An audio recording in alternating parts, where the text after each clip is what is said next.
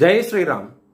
2022 నుంచి 2025 జూన్ వరకు మొత్తం 17 ప్రెడిక్షన్స్ అనేవి ప్రూవెన్ అయ్యాయి. ఆ 17 ప్రెడిక్షన్స్ అనేవి కింద డిస్క్రిప్షన్లో లింక్స్ ఇవ్వడం జరుగుతోంది. వృషభ రాశికి అధిపతి శుక్రుడు.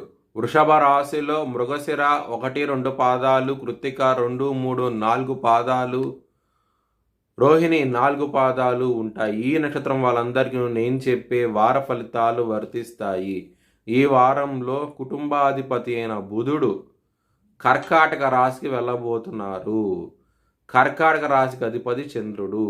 చంద్రుడికి బుధుడికి అస్సలు పడదు. దాని మూలంగా కుటుంబ సభ్యులతో గొడవలు ఉంటాయి. కొంచెం జాగ్రత్తగా ఉండండి. విభేదాలు వస్తాయి, మనస్పర్ధలు వస్తాయి. కొంచెం జాగ్రత్తగా ఉండండి. విష్ణు సహస్రనామం పారాయణం చేయండి. చాలా చాలా మంచి ఫలితాలంటూ ఉంటాయి.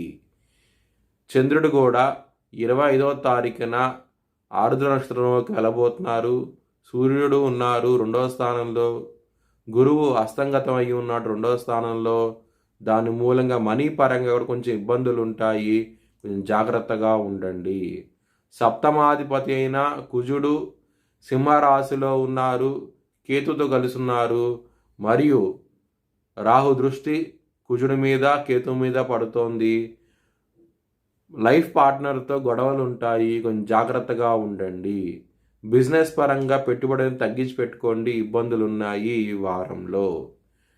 కెరియర్ పరంగా మాత్రం ఎక్సలెంట్ డెవలప్మెంట్స్ అంటూ ఉంటాయి. ఈ వారంలో చాలా చాలా ఆనందంగా ఉంటారు. మీకు రావాల్సిన ప్రమోషన్కి ఈ వారం నుంచి డెవలప్మెంట్స్ అనేవి స్టార్ట్ అవుతాయి.